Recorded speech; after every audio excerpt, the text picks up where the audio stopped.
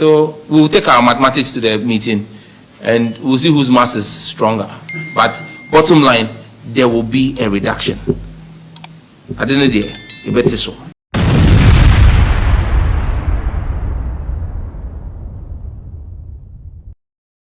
Bakosuro, Bakwai. DSTV Ghana multi-choice for say, Omopajomonza.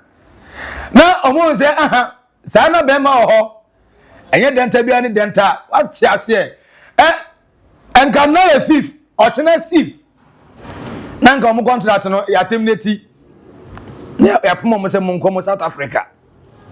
Now, Omo here, as a still, Minister and the all can because on the 4th. Ana papa ya friend Sam Nate George communication minister ebega say I can't name you know and go for the 170,000 Ghana because a day bia no a fan of 10,000 in the 10,000 for Rebecca e do me twa ba se o meko no mo say Sam George na ni abrampa enti na entempana no for phone ana mo friend see phone no mo say see pacho we dey pacho ya say say nya be man minister no ana Ghana phone na support minister di Catch minister say, person didn't come. I feel the better so. I feel the idea to ye better so. Yes, no. And my friend, Sam Nate George. Hello, Jata Pacho or Simio. Dear Sama, also, DSTV for say, hey, almost a day. Also, Minister Omson Pacho. Or say, I chop and yen pay almost a day or so. Omson better so say, hey, I feel no Mokasa. Was the catch up say a meeting, na meeting no, met for me committee. Me na meche me na metena me mo bi nkotenam na ma kan se mu na kire no me na metena omo ye memo momra na o meka de omo ka kire mo miri mi no enti omo de atum se meet no omo be yo o metena se na afa de DSTV price no o mate so ama Ghana for we ni say Sam Nate George the communication minister and to Ghana for him and good news ba. Ahead of the expiration of the suspension notice tomorrow, MultiChoice yesterday reached out to the ministry and the regulator, indicating now a willingness to comply to address the pricing concerns through a consultative process as was adopted by the ministry with the MNOs during the data pricing reduction exercise. Consequently, we've taken the decision to immediately establish a stakeholder committee comprising representatives from the Ministry of Communication, Digital Technology and Innovation, the regulator, the NCA, MultiChoice Ghana, and MultiChoice Africa. I will personally chair the committee. MultiChoice has... Now when I'm off for Sam Nate George say, now me say, and for first example say, yes, see the no and stable. For now, see the Nasa Razi could do 12. Again, now 10, and now so I'm 12 ye.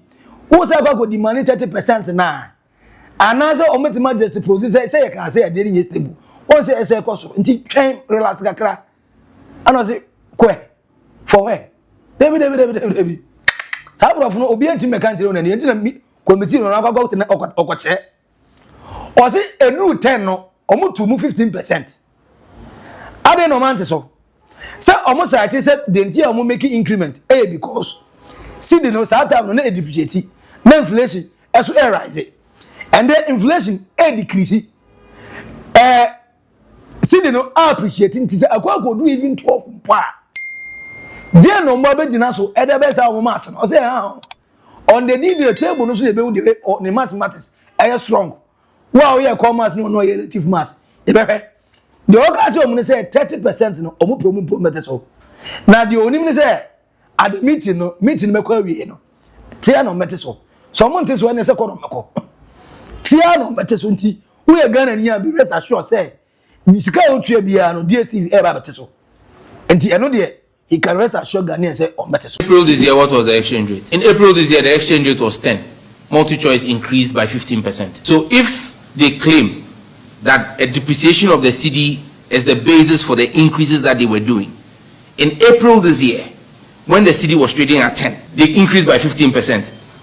If the cedi is trading at 12, it will reduce by 30%. I'm working my own mathematics. So we'll take our mathematics to the meeting and we'll see whose mass is stronger.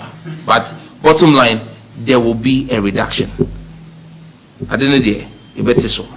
Now, Oye no Musa Minister, as I did the Uye the who frustrated DSTV because the woman watching a basin there. As I did no Munzo or Moteswa, a bobo moka, and Momo, and a son, I was for certain 2 months and you go much. I didn't some that you do, yes, sir. Also, they will on your way. The only on you too much. The least he can do, and away as a minister. On some DSTV for or some Ghana for. Say DSTV ever Ghana or protecting every company. I want it under the sector. No, and you can say the detriment of the Ghanaian people. They be ultimately Ghanaian people for right. As I say, cost for value. The Ghana ni be piano and one the pan is onya. And the ultimate now they won't preoccupy. Now she share Mrabian, she share price be from to Ghana for so. Say Adia and go here. Now when you for subum, na ye bre. Enti de oye Ghana fontin oye. Ghana fontin obre. Enti Ghana for mo sore. Ayemunti ana me yesa. Maybe you should check your circle of friends well. They are not patriots. They don't love this country. But my circle of friends, they love this country. And everyone who loves this country thinks that Sam George is doing something right relative to DSTV. And so I'm not doing too much. I'm doing the least that I can do as minister. My fidelity as minister is to the Ghanaian people. Service to the Ghanaian people. I serve at the pleasure of a president who cares deeply about the Ghanaian people. And so in this ministry, we will serve the best interest of the Ghanaian people. They did not say I was doing too much.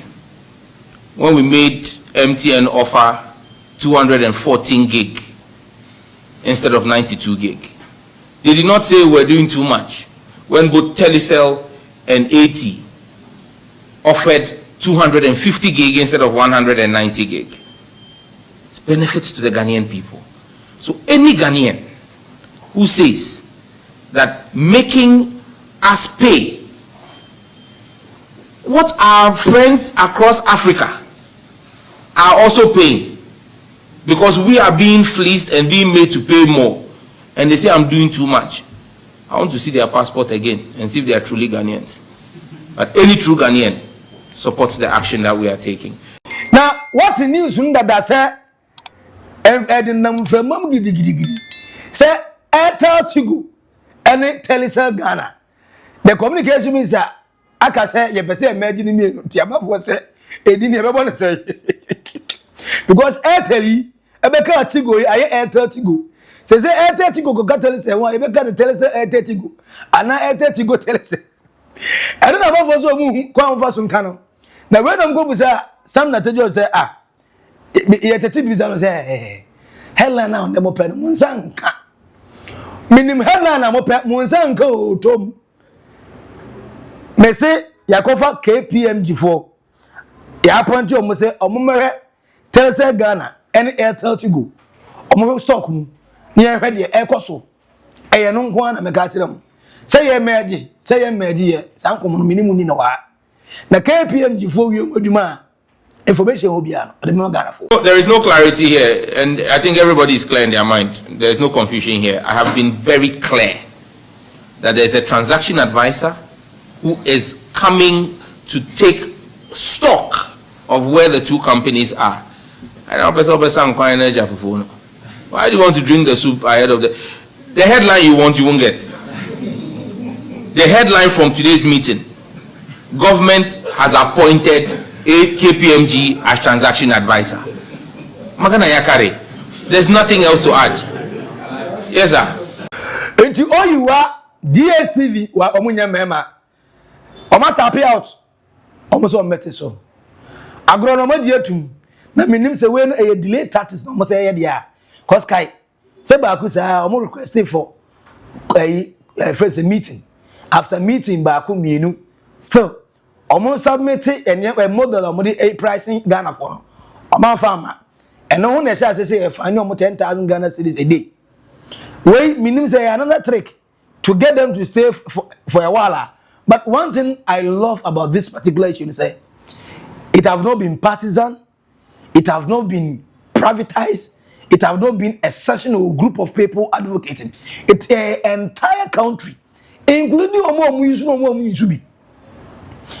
As I see MP before trail letter minority side from Parliament, Eba said, "Where the Fuaso? Where pa the Fuaso Sam Nate George? Come here. Na ye na ye na ebre. Omo team is here sir. MP before am found so 8 years omo na so me. Sika na omo tu ni na wo and omo watch dey bi. Omo nka say any sibe iso tie omo dey bi. Emma Sam George on the X and so ebe da omo say aye. We are fighting for God and country. Again, entire you start EPL, La Liga, Bundesliga, you ball start him say, I hear boys because yes, I'm not a why. And one of boys in my alternative of a friends online apps about my games also. Say Munya subscribe. And the options are better. Then I would say, as almost a mere back up. DSTV either Omer reduce price and I said Sam George, Pomamo, okay. I'm saying, hey, Dana for partner for the first time. Yeni na ya kalbum aspire baako aye fight against one common interest no and you we dey na sana help ya sana we dey help ya na kan ni ntimi nka enti say na aduze DSTV age tum say omalusu fight no na we na should let them know say if Ghanaians don't agree with you not wholeheartedly the two biggest political parties the entire population online offline obi e ka say DSTV price no was or Montes or Munesia. This should have told DSTV that. So me nyansem kunu no nyante so bomante so. Ana be doing there but omo finally omadiam agronagu. Ndi omo so mesia minister Sam Nate George. Sam George say committee na obete no omo wan ebete na maseche. Na de omo bia waka akire no. Again momo meka nche say na 30% o demand ye no. I fed $1 to the city near 12 cities. NTA, Yentimente, Omoboa. Ombe your mass, also by the mass. Omi your moon in the mass, wedding. And also me faso, when you hopa. In fact, so man is 30%, Minister Mamungo. Mamungo, and I know granted and talk grab fee. On your quack Tony DSTV, a business demo.